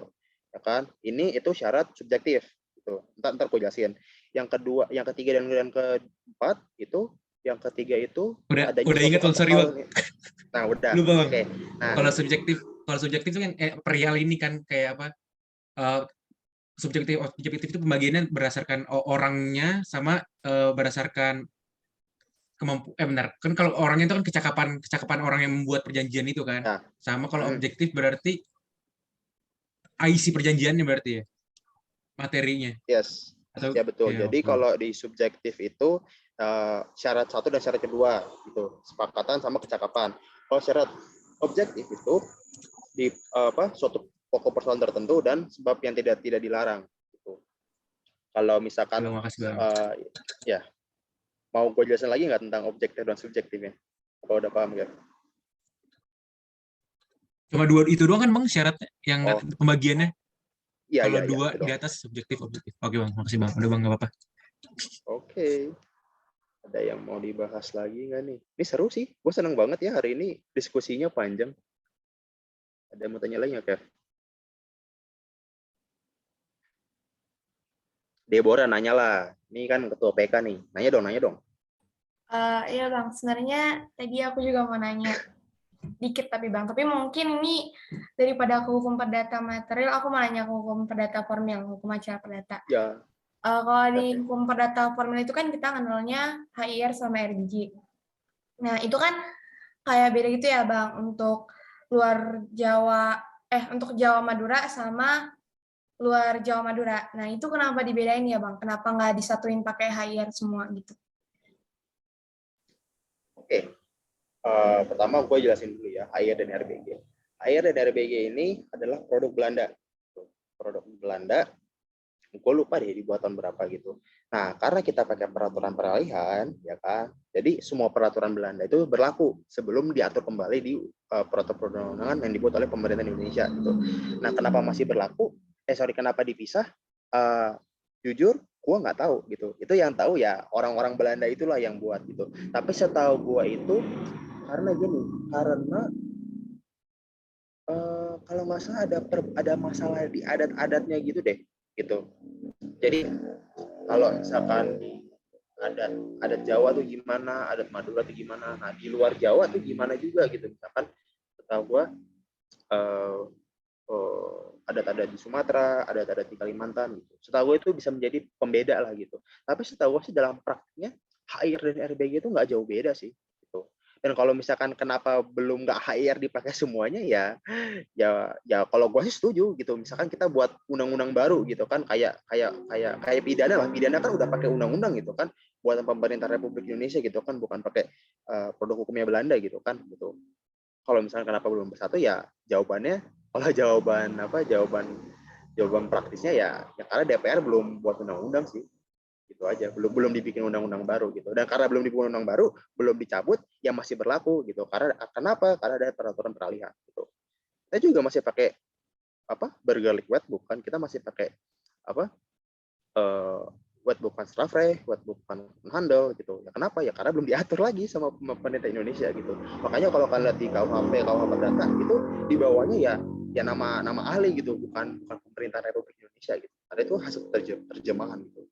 Makanya kalau kalian lihat di 1320 ya kan, yang klausul yang nomor 4 ya kan, kalau di hukum online ini tulisannya suatu sebab yang tidak terlarang gitu.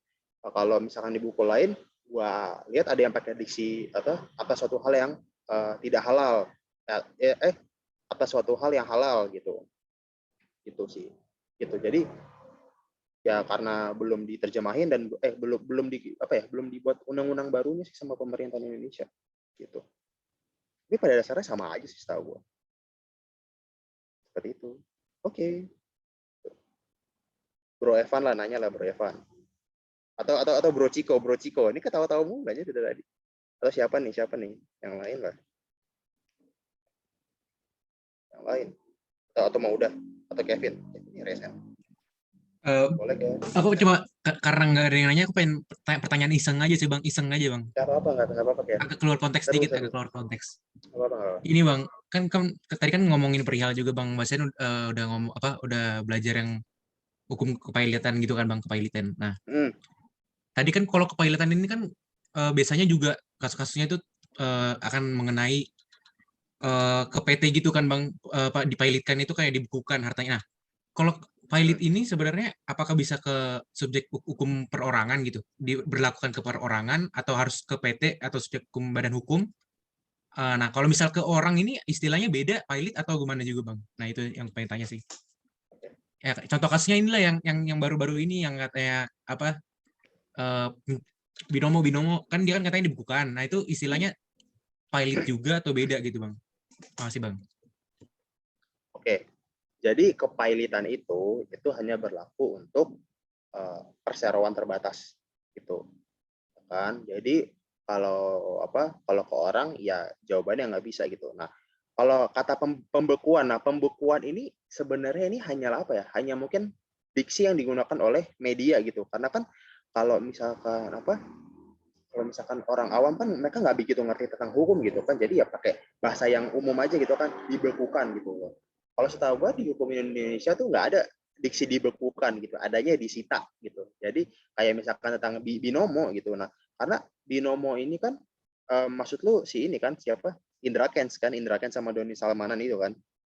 Diduga bang, masih diduga. Kan nah, belum orang-orang ini tuh mereka itu setahu gua ditangkap atas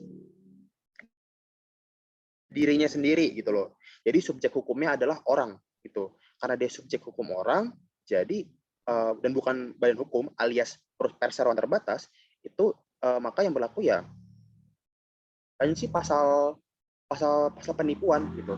Di KUH Perdata gue lupa penipuan berapa gitu. Dan nggak bisa di kepailitan. Karena kepailitan itu masalah utang piutang gitu aja sih gitu loh. Kalau si Indra Kents ini kan dia nggak punya utang gitu kan ke orang-orang lah yang dianggap dirugikan oleh dia gitu kan gitu.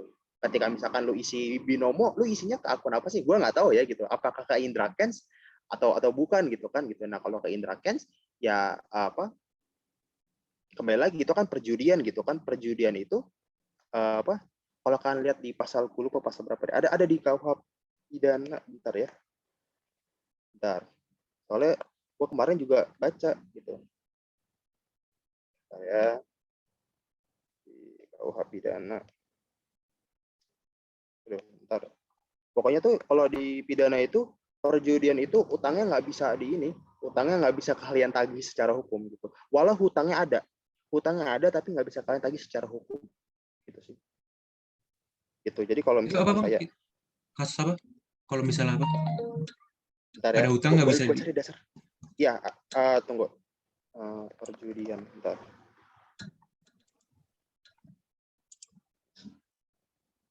Gue lupa deh di mana ya. Ada di hukum pidana, tunggu.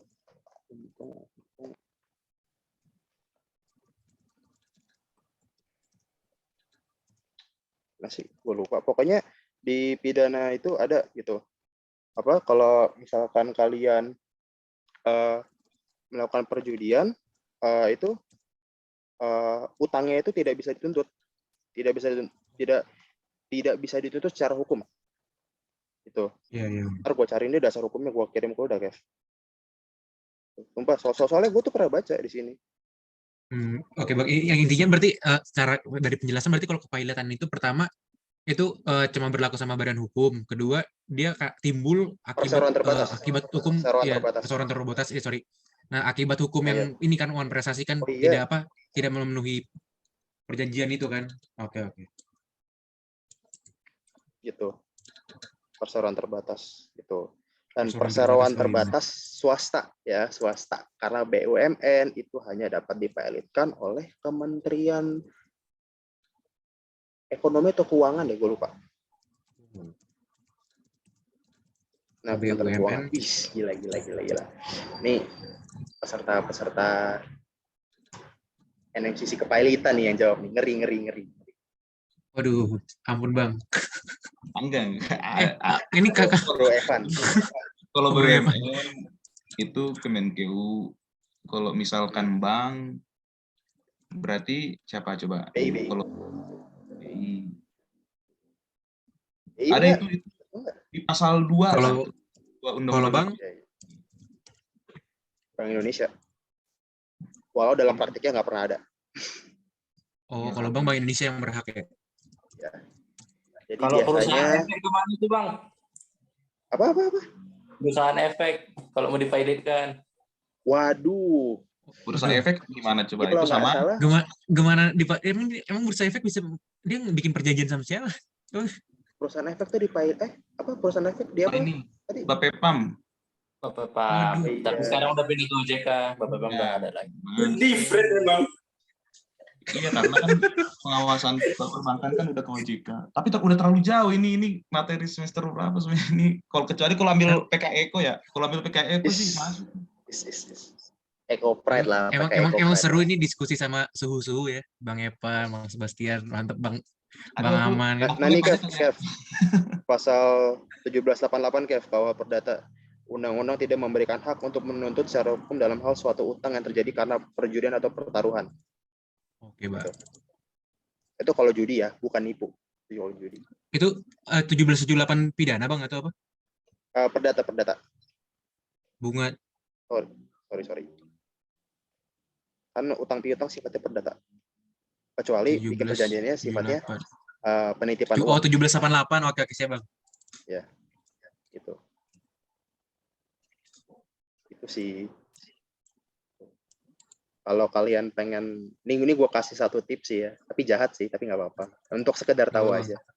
Kalau kalian hutang piutang, itu kan sifatnya perdata, alias kalian nggak bisa menjarain orangnya, gitu.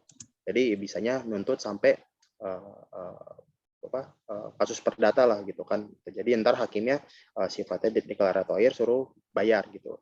Tapi kalau kalian pengen menjarain orang yang nggak bayar utang kalian, itu di awal jangan bikin perjanjian utang piutang.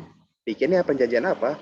Perjanjian penitipan uang gitu. Boleh nggak? Boleh banget gitu. Kalau misalkan orang yang nggak bisa balikin uangnya ke kalian, ya kan misalkan gini, Kevin nitip uang ke gua nih 100 juta, ya kan ntar diambil Kevin 30 hari ke depan gitu. Nah, 30 hari ke depan, Kevin datang ke gua nggak bisa ngasih 100 juta itu, yang gua lakukan adalah apa? Yang gua lakukan adalah penggelapan. Itu pidana dan bisa dituntut secara hukum. Gitu. Jadi kalau misalkan kalian pengen ngancam orang yang, kalau kalian pengen minjemin duit ke orang ya kan, terus kalian pengen nih orang ya kan, kalau dia nggak bayar penjara nih, ya udah bikin perjanjiannya penitipan uang, jangan utang piutang. Tapi Bang, masalahnya kalau perjanjian penitipan uang kan nggak boleh kan uang yang dititipkan harus dikembalikan sebesar yang dititipkan gitu kan Bang. Nah kalau misalnya minjemin uang kan biasanya kan orang akan mencari bahasanya riba lah, persenan gitu kan. Nah kalau kayak gitu bunga. Nah kalau kayak gitu berarti nggak bisa ya Bang kalau misalnya kita mau cari bunga dengan perjanjian penitipan uang. Nggak bisa karena sifatnya lu cuma nitip doang gitu. Nah iya susahnya situ Setahu gua kalau misalkan kalian perorangan itu nggak boleh buat perjanjian yang bunga-bungaan gitu, setahu gua. Kecuali kalian menuntut kerugian. Kalau kerugian itu bisa dituntut pakai bunga gitu.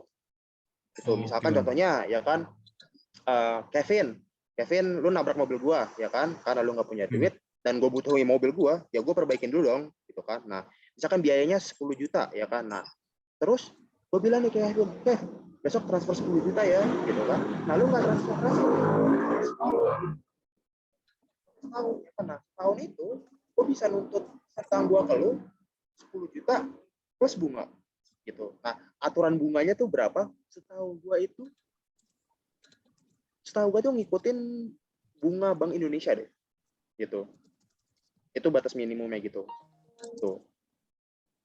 Gitu kayak itu bunga yang bisa dituntut ya. Tapi kalau kalian misalkan menjadi tanda kutip bank dengan minjemin dan nagihin minjemin uang dan mengharapkan uang plus bunga, itu setahu gue tuh nggak boleh deh di undang-undang perbankan gitu. Setahu gue nggak boleh. Jadi nggak bisa ya Bang? darat gitu itu nggak boleh, dilarang secara hukum. Setahu gue. Oke Bang. Menarik ya. Menarik. Ini panitia gimana nih, masih boleh lanjut nggak? Jangan ketawa-tawa. Dan mungkin ada yang mau nanya. Sorry banget. Sorry ya jawabannya kadang ada yang meleset, kadang ada yang. Yang lain Angela Christina ada mau nanya nggak nih? Terus siapa atau Hevila lah, Hevila nanya dong. Kita mau dicukupkan. Serahkan kepada panitia. Kayaknya kita cukupkan aja dulu ya Bang. Soalnya sebenarnya waktunya udah lewat juga nih. Tapi karena mentoringnya seru, diskusinya seru, jadi kita perpanjang. Oke, berarti sebelumnya aku mau ngucapin makasih dulu ke Bang Bastian. Makasih banget Bang udah mau jadi pementor hari ini. Benar-benar seru gitu. Aku juga anak semester 4 kayak dapat insight juga lagi yang baru yang nggak pernah aku pelajarin di semester 2, aku pelajarin lagi di sini gitu. Mungkin ya boleh ramein kolom chatnya ya, bilang makasih ke Bang Bastian. Oke, mungkin kita lanjutin ya. Sekarang kita ada sesi foto nih. Mungkin boleh on cam walaupun kita tinggal ber-12.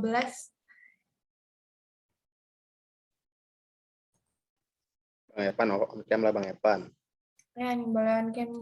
Angel. Mana nih Bang Evan? Angel ini baru balik dari Semarang dia. Baru begadang berapa hari katanya. Gue belum balik dan bukan di Semarang. Oh, belum. Bukan. Di Makassar. Belum balik. Bukan baru disuruh balik. Terus lu pulang gimana? Iya, gue belum balik. Gue baru beres kelas aja tadi siang. Sekolah atau enggak? Baru sudah balik duluan. Apa yang bisa kerja kalau kamu pergi ke video balik? Saya nggak mau ganggu aja.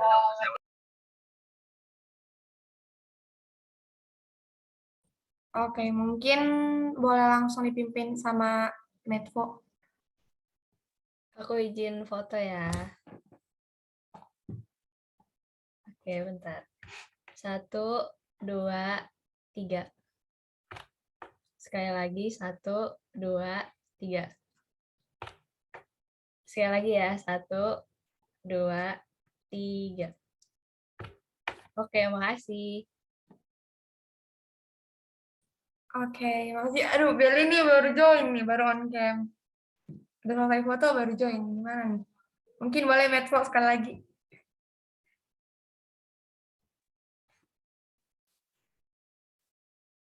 Oke, sekali lagi ya. 1, 2, 3. Mau sekali lagi, Kak? Oke, sekali lagi ya. 1, 2, 3. Oke, makasih. Oke. Ulang Kak. Udah nggak ada. Ini mah lu yang mau selfie aja itu, Bel. Oke, mungkin kita lanjutin dulu ya. Sebelum kita tutup, aku mau ngabarin kalau misalnya minggu depan kita juga masih ada mentoring mata kuliahnya Hukum Tata Negara di jam dan hari yang sama, hari Senin. Jadi teman-teman Devi mungkin boleh join lagi ya. Terus untuk menutup mentoring kita hari ini, mungkin kita berdoa dulu kali ya. Mungkin ada yang mau mimpin doa? Doa katanya, Ciko. Oke, Bang Ciko. Ya, mungkin Profesor Pidana kita boleh.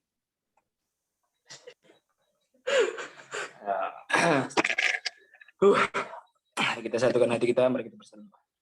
Tuhan, terima kasih telah memberkati kami sampai pada sore hari ini, Tuhan. Sekarang kami telah menyelesaikan mentoring kami, Tuhan.